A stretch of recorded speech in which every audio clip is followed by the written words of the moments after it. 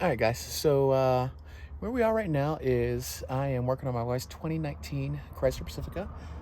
The gas cap usually has a little spring-loaded plunger in here that will pop open the gas tank so you can fill it up. Sorry, the fuel filler door, if you will. But I had accidentally bumped into this plastic part one day, literally just while I was filling up the gas, and broke off that plastic piece.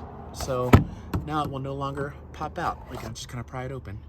So a little bit of eBay searching, happened to find one that is fortunately color matching, which should make this a little easier, but with a plunger that actually works. So I'm going to be swapping out this fuel filler door housing up here. And I have not been able to find a video on YouTube on how to do this. So I asked around on a couple of forums, and somebody suggested actually going in under the wheel well. There are, so far, I've seen 1, 2, 3. Looks like there are a few more bolts on the inner fender well there.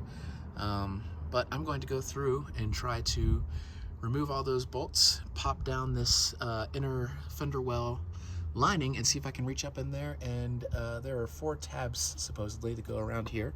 Let me see if I can show you kind of on this one. It looks like, I'm assuming 1, 2, and then 3, 4 tabs that hold that in on the inside, that apparently you have to pry off along with some other bar that kind of vents out the fuel tank there. So I don't know what that looks like. I'm going to get into it and try and figure it out, but just wanted to hopefully get an initial video to show you guys that I am doing this by going in through the inner fender well and see if that works.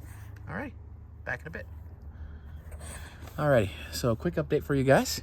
I really only needed to undo the bolts, 1, 2, about 2 of them before I could reach my hand up in this fender well line. I removed the one vent tube, you could see it kind of sticking out right there, out of the back of the filler housing, and then was able to press the tabs up, just kind of reaching in, putting my fingers in, pulling out a little pressure. But this little fella right here, I don't really know what to tell you besides it's hard to deal with, and you got to kind of twist the plastic hole around where that thing goes onto. So just prepare for it to be a nightmare.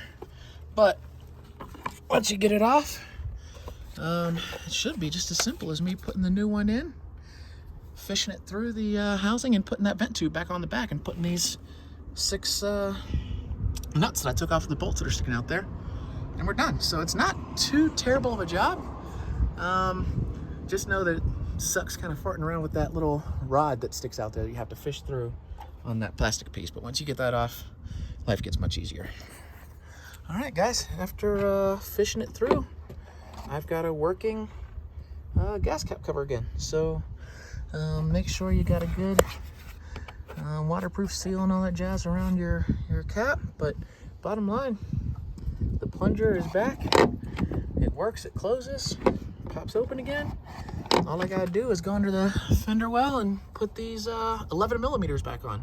And yes, 11 millimeter. I think at one point it seemed like it may have been 10, but 11 it is.